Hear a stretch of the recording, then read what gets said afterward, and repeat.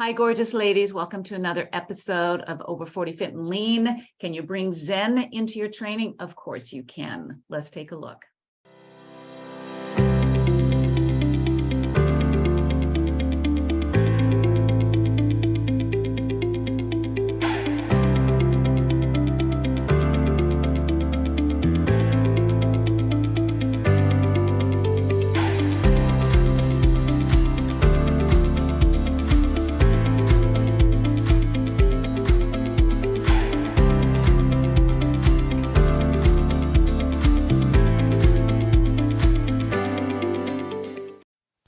As a warrior woman, always trying to walk the spiritual path, I'm always trying to bring spirit into my training. So one of the first tools that I do is when I walk into the gym, I practice what I call hand on heart.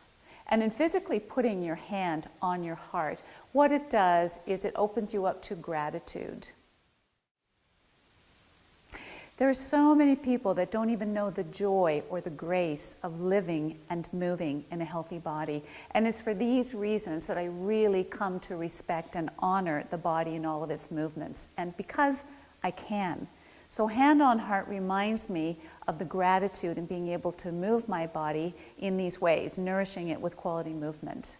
And many of you know I'm a mother of a boy with special needs, high special needs, where the only movement is in his two front fingers and a little bit of his head.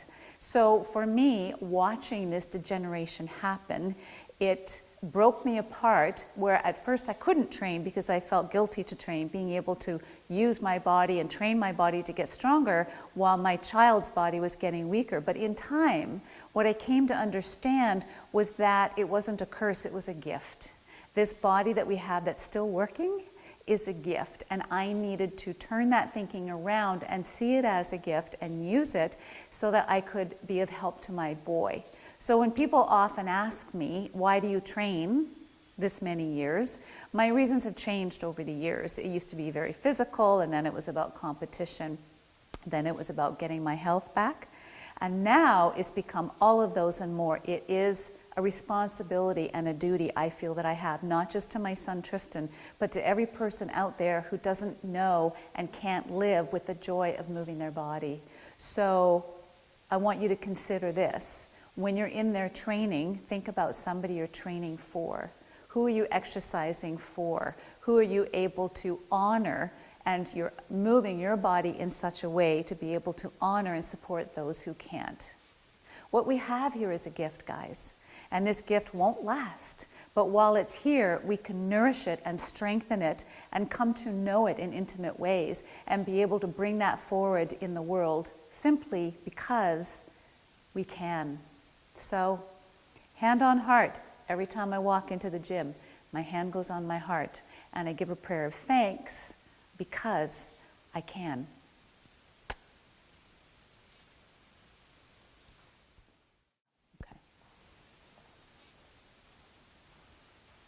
Another way that you can bring Zen into your training and just change how you train, how you see it, how you manage it in beautiful ways is asking Mother Earth to come into your body. So when I'm in the gym, I actually envision feet flat on the ground, and I envision the energy running up through the earth, through the roots, into my legs and up into my body and out.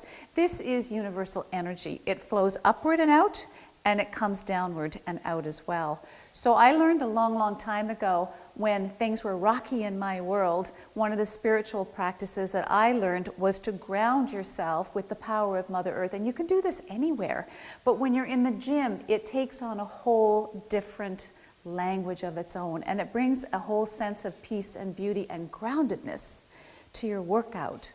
And it also is a prayer of thanks because you're drawing up from Mother Earth, and she is the all-powerful in everything that we do.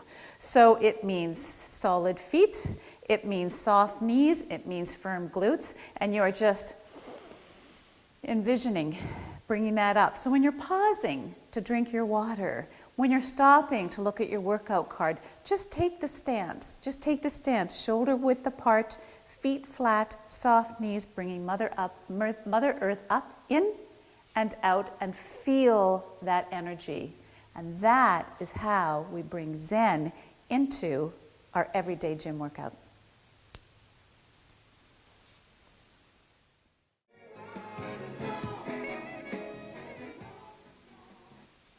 Ah, yes, one of the most profound lessons that I've learned to bring spirit into my daily life and daily training is training in silence. Now, this is hard for a lot of people because we often find our motivation from the pounding of the iPod or the music in the gym, something that really moves us. And this is fine in a lot of venues, but what we're trying to do here is work within.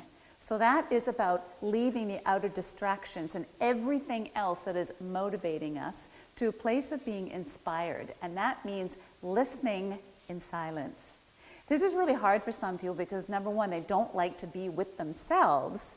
And number two, they're so divorced from their own inner language that they don't know how to do it. But I promise you, if you learn to train in silence, you're going to go deeper into the body and come to know your body in all ways more intimately.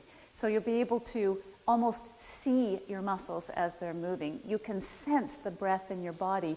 It's almost like a symphony where everything comes to play and all the different parts of the orchestra come in, and you're looking at it in such a new and profound way. For me, I love to go into the gym and I'm in my Zen. I don't have any music on for most times, and oftentimes I'll just stare at one spot and I won't even see what's around me. It's like everything just kind of disappears. And when I do that, it's because I'm really zoning in and inward. And it's really a nice place to be. It is a very empowering place to be. It is that space between the cells. It is where the place of all possibility resides. And it really is where your soul and your spirit reside. It can't talk to you with all the noise. And so just try in your training to zone in instead of zoning out with the music or the outer world. Many times when I'm in the gym and it's busy with 50, 100 people, I don't even notice them because I'm so quiet in my head and I'm so focused, and it's like I have eyes inside my body and I can see my bicep contracting and expanding, and I can see all of my tendons and my ligaments just moving along in this wonderful grace, this wonderful flow of energy. It really is a way of building that intuitive eye, that third eye, when you start to zero in, when you start to go quiet and allow yourself just to go within.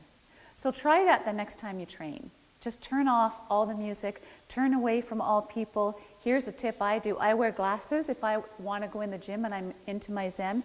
I don't take my glasses because I can't see people past 5 feet.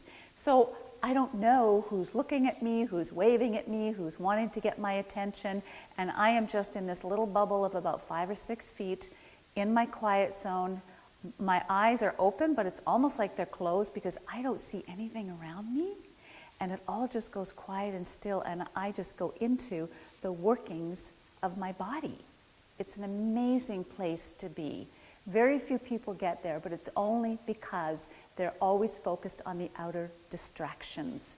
And if you take that away and you allow your mind to go inward, with time and practice, you're going to find this amazingly wonderful, supportive, soulful place within you. And that is where everything resides from. All right. Ciao.